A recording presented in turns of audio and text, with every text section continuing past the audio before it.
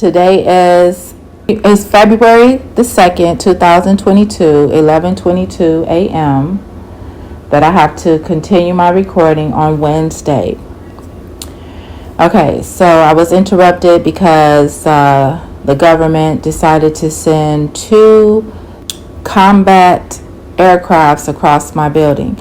Now, I just want to mark and note that every time I am attempting to download, record, write up, anytime I'm receiving major transmissions, they have now went from sending helicopters across my buildings, first one here, one there, to the more profound the downloads, the more profound of the information I was uncovering, the more the more in numbers they started sending helicopters in 2 and 3, and now they're sending aircrafts by twos. 2 major large combat aircrafts just passed over my building. So I just want to note that this is what they're doing. Also, I want to note also that they have been stalking, using their remote viewers, their psychics. They have attacked me in many different ways ever since the year of 2018 when I initially activated through just experimental voodoo rituals that I was doing. I was curious about the voodoo pantheon, and I was exploring it, researching it, and also doing just rituals. I had no idea what I was doing, and I just started getting really into witchcraft and the rituals, and I inadvertently activated myself in some form. So yeah, I just want to note that. So let's get back into this major breakdown of this Kumbanda ritual. I was just trying to understand the our lost scientifical information. What is the scientifical relevance of what was being performed in the ritual? I was breaking it down to its science form. So now I'm about to just go ahead and go through what I came up with. So the word eschew is a chemical mixture of xenon gas and uranium metal. Refer to the previous recording for the full breakdown on that. So eschew, EXU, is being referred to as a spirit. Okay, so I get that. I get how that could be considered a spirit because it is an orb. It is an orb of xenon gas and uranium in its gas form. Okay, before it is solidified into a solid metal. So we're saying uranium in its base elemental form. This is the orb that is formed because you have all of these elements in the air. You have elements found in the air and the earth. They're everywhere. So I just want to break down what the spirit is, what the spirit is being referenced as.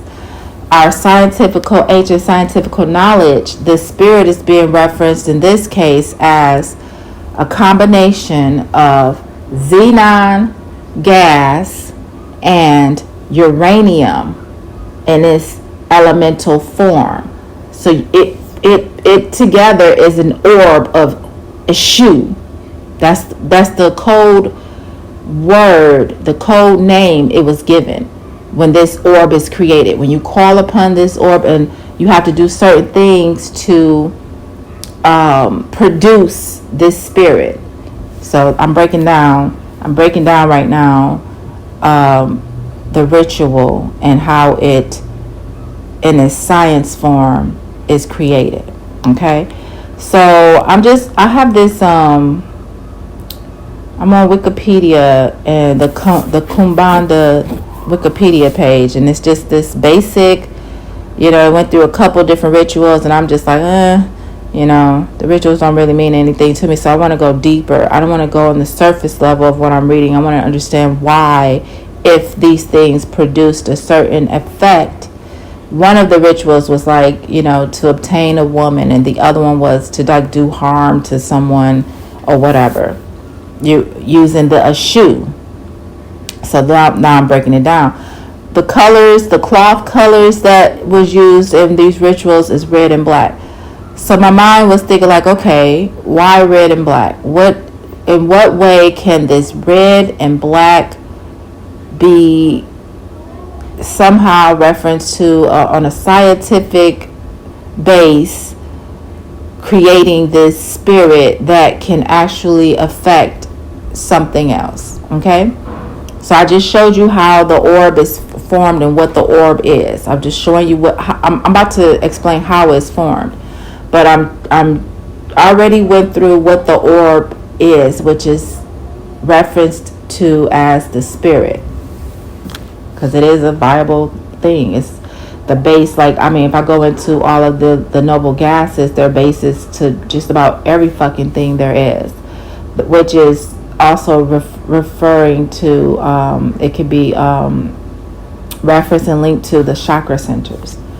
Okay, so let's just keep on track here. So now we go with the colors red and black. So I went ahead and did a search for just say frequency red. Now this is what led me to the most profound download ever right now. So I researched the frequency red, and I get a wavelength of 700, and I get a frequency, and in parentheses for frequency is say 10 and then 14 at the top hertz. So the frequency for red is 4.29. I think it's 10 to the 14 power hertz. It's the color red, and it is also a wavelength of 700. So going back to the combined, the cloths or the candles needing to be red or black in these rituals, basically you're creating a space when you're putting these red and black colors.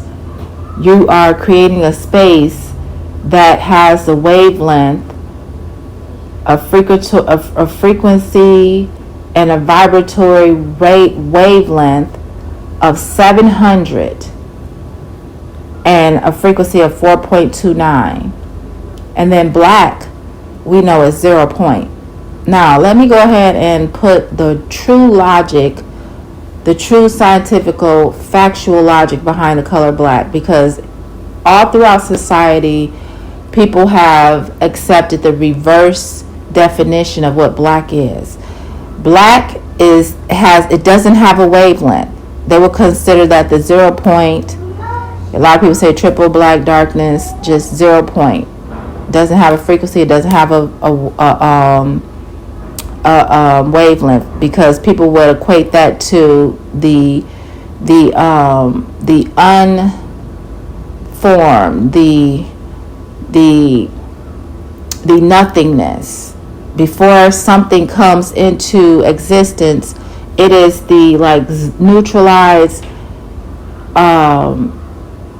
zeroed out, the unformed, pretty much, which is still in existence.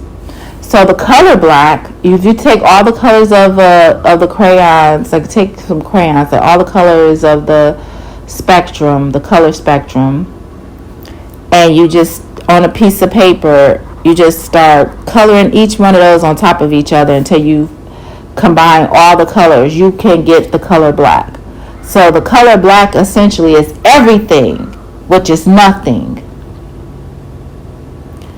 And that's why they love to say, in today's time, they love to describe the color black as no color. It is not no color. It is indeed, it is basically both. It's everything. It just is. So basically I'm saying all the colors in the color spectrum combined together, that's like we take it and look at it as like, say you have like a spiral wire or something like that bounces back and forth. I forget exactly what we used to call those. But you could take that and flatten it all the way down and just be a flat circle. A flat, what was that? What does that be considered? One dimensional? A flat one-dimensional circle. And then you could take that circle and you could pull it and extend it straight up, and then now it becomes like a 3D structure which resembles a spiral. Okay, so the color spectrum would be the representation of that wire, that spiral wire extended straight up. And then to flatten it, to take all the colors and flatten it down to 1D would be the black, zero, nothing. Okay, so that's why you don't have a wavelength. That's why you don't have any specific color other than this completely dark void, the darkest dark of colors, black, all the whole combination. So basically black is, it just is. It just is. It's everything, which is nothing. Nothing in a sense of it has no wavelength and it has no frequency. It cannot be measured. It's basically saying you have a recipe, right? And that recipe just is what it is. Before you take and break the recipe down or cook it up, it's everything. It's all of the elements together. It's all of the combined resources needed. So I'm just trying to explain black in many different ways. Okay, I think I did a good job of that. So, and as far as color, black is the combination of everything, where it will null and void itself out because it doesn't need to be explained. It just is. Okay, now moving forward.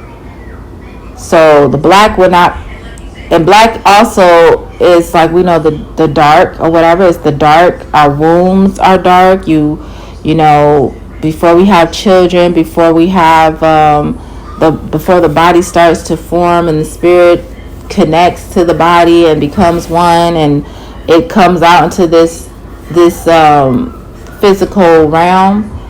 It is an existence, and it is being formed inside of a complete dark womb. Okay,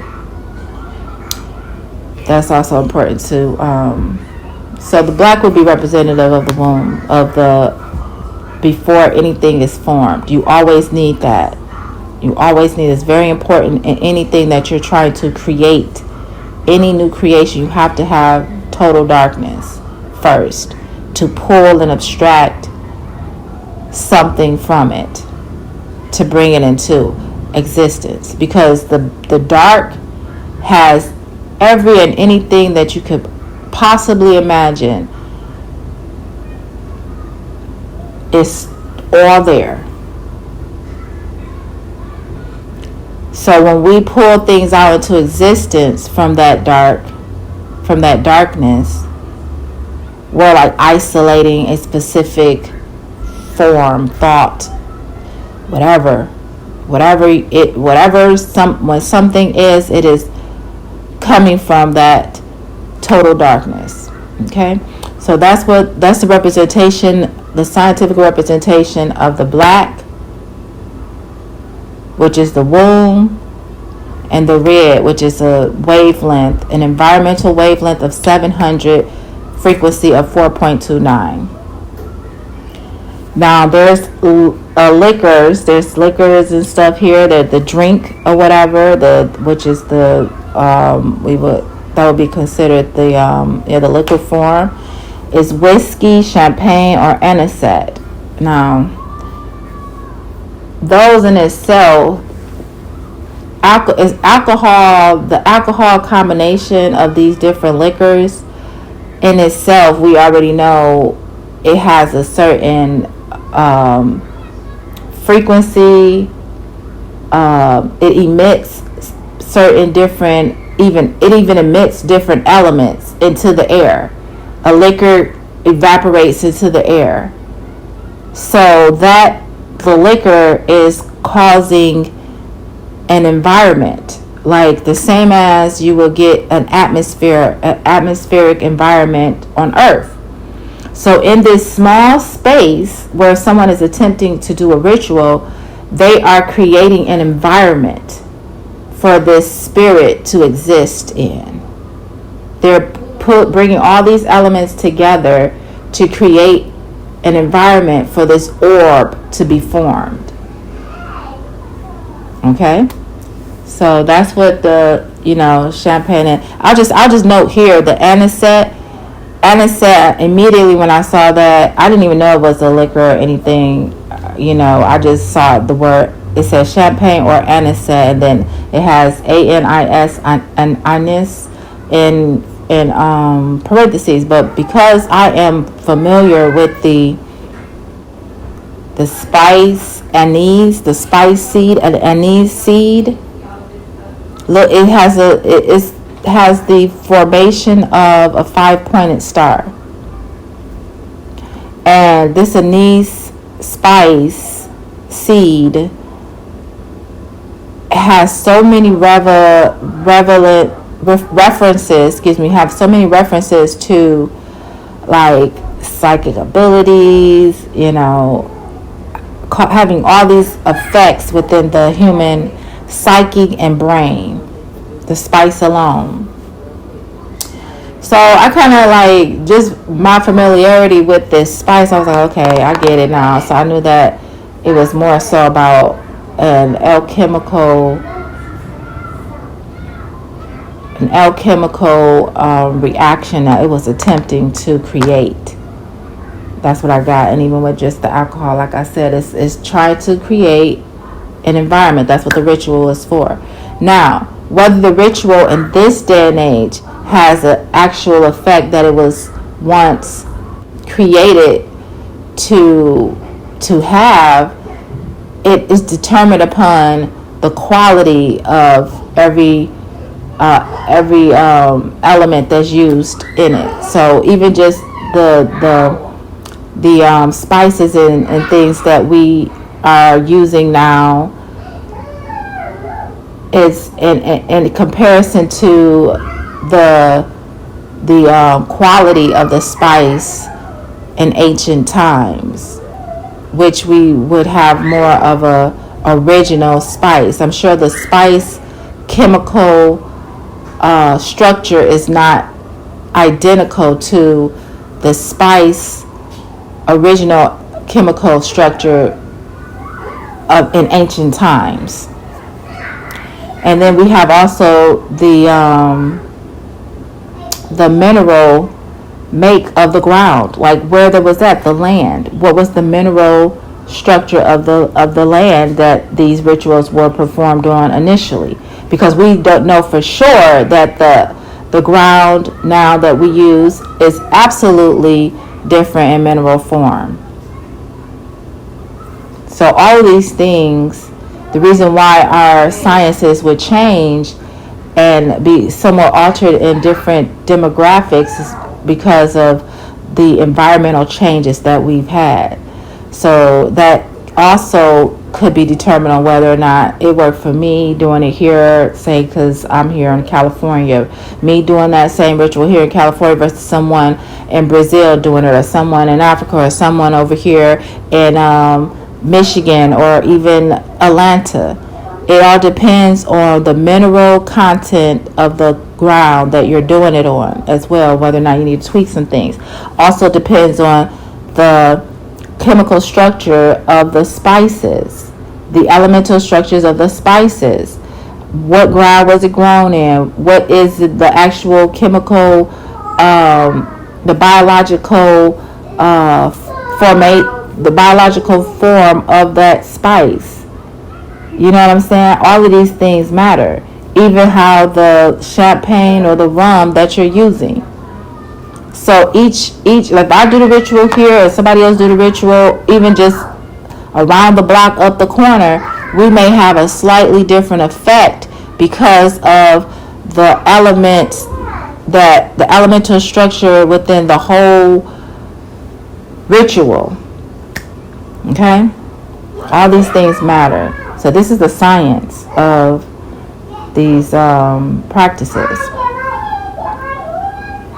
Okay, so we have the locations, we have the time of day, which time is irrelevant because we know that that is fucking delusionary, false. Someone attempted to scale existence. Let's just say it like that. So, but even just them saying the time or whatever, maybe it's because certain, it goes down to it again, like the air quality may switch and turn at a certain moment of our day. I'll just say our day as, because it's a higher scale of measurement than for me to say time, because time would be on a more lower measurement, attempting to track moments in seconds and hours and minutes. So a day would be like from when we have light and dark, a cycle of light and dark. So I'll just use the word day. At a certain moment of the day, we know that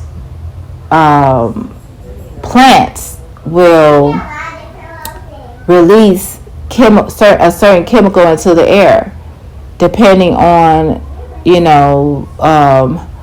the position, I would have to say the position of the sun, or even now the moon in the sky. The quality, how much light or no light that we have if we're in the night and we just have the illumination of the moon. So depending on the moment of the day, we even know, and I'm just making reference here to just tell you how the air quality could change, how certain chemicals and certain maybe there's more of the gas xenon prevalent at night in the dark of the day. Maybe there's a higher concentration of the elemental gas xenon or the uranium that is more highly concentrated at that moment of the day. Okay, so that's why they would say midnight when we have when the moon would be out and you would have like the darkness of the day or whatever. So maybe that's when you would have higher concentrations of this, so it will be a more powerful result, or you're more likely to get that specific orb formed with all of these different elemental atmospheric within this atmospheric creation that you're making. Okay, so we also have here cigars. Now everything else I don't need to break it down every bit anymore, because you kind of get the gist of what it is that I'm saying. Every tool, every part of the ritual and all the tools that is necessary to create this environment is being chosen for whatever specific elemental substance release response that it is adding to the atmosphere of this, which creates and maybe is able for you to able to that atmosphere that you're creating with all these different tools is attempting to possibly hold in that orbital form in a high concentration the gases xenon and the uranium. Okay, And with your force, with your connective projected force, you're able to direct it to whatever else you're sending it to. So this is how magic works on a scientific level.